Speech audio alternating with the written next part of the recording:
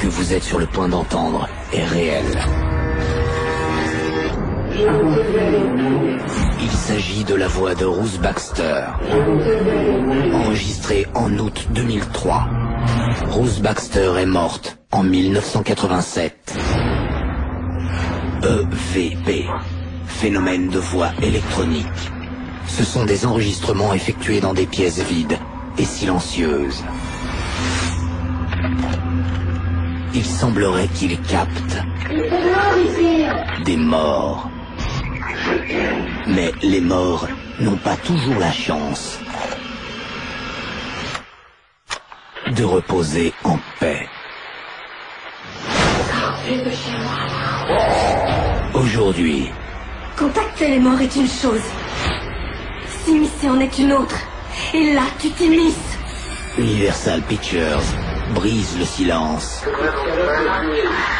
sur les EVP. La voix des morts. La transcommunication instrumentale, ou appelée aussi TCI, ou phénomène de voix électronique, est un procédé qui permet à une personne de communiquer avec des voix et entités à l'aide d'un enregistreur, le plus souvent un magnétophone à cassette. La transcommunication est une technique permettant l'enregistrement d'images ou de sons paranormaux. C'est aussi pouvoir communiquer par le bailli de divers instruments tels que le magnétophone, la vidéo, le téléviseur, le téléphone portable ou ordinateur. Elle se décline en deux grandes catégories, auditif et visuel. La TCI auditif est la méthode la plus facile à pratiquer. C'est également celle qui demande les moyens les moins coûteux. Elle consiste généralement et principalement à un enregistrement audio auquel on ajoute éventuellement un bruit de fond pour aider les entités à le modifier. Voici les différents outils que l'on peut utiliser. Le téléphone. Il s'agit d'un moyen assez peu utilisé. Il s'agit d'une voix qui vient s'immiscer dans une conversation classique entre deux personnes sans qu'elles ne recherchent nécessairement à communiquer. La radio. Ce moyen est assez similaire à celui du téléphone. Un poste radio doit être allumé et positionné sur une fréquence blanche, c'est-à-dire entre deux stations, bande AM ou FM, peu importe. Il faut donc enregistrer ce bruit blanc durant 5 à 10 minutes, pas plus. En effet, l'analyse de cet enregistrement peut être très long. Il faut compter une dizaine de minutes pour analyser une seule minute d'enregistrement.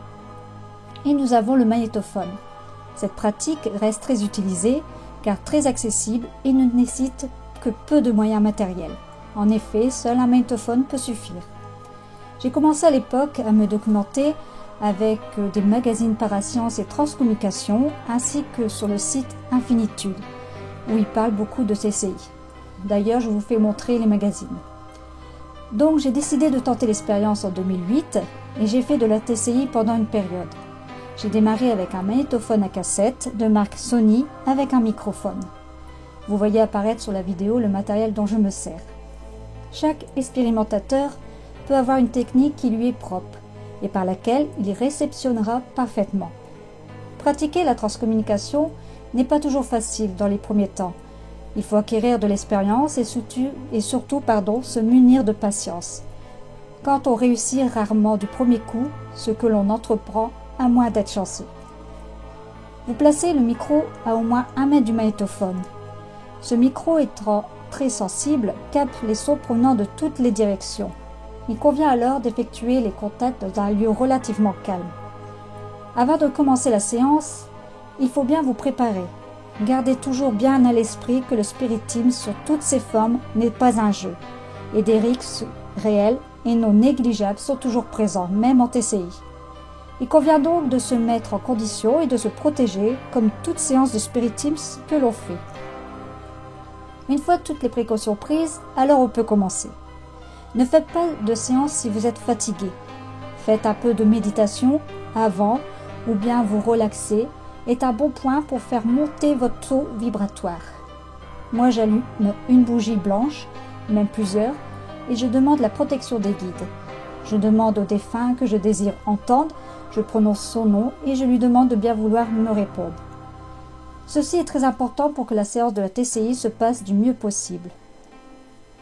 Enregistrez durant un temps relativement court, quelques minutes, environ 5 à 10 minutes, pas plus. Puis arrêtez le support et réécoutez la bande que vous avez enregistrée. Soyez très attentifs, car les premiers messages sont souvent très brefs, difficiles à interpréter. N'hésitez pas à réécouter la bande au ralenti. En persistant, on peut petit à petit entendre plus de détails et voir de vraies phrases se former. Mon premier essai en TCI, le résultat était négatif, le suivant aussi. Et au bout du 3e essai, j'ai réussi à enregistrer la voix d'une femme. Elle disait, je cite, « Amé, tamé, tamé ». À cette époque, j'en avais parlé à une amie de cette expérience et j'ai su par sa fille que c'était du latin. Elle m'a fait la traduction et ça voudrait dire « elle avait cependant aimé », mais j'en suis pas certaine. Quelques mois plus tard, je retente l'expérience et cette fois-ci à 93 minutes d'enregistrement, j'entends la voix d'un homme. Il prononce une phrase mais incompréhensible malheureusement. Ensuite, à 129 minutes, j'ai bien distingué cette fois-ci la voix d'une femme prononçant le mot « Jack ». En toute logique, les désincarnés ne possèdent pas d'organes vocaux pour s'exprimer.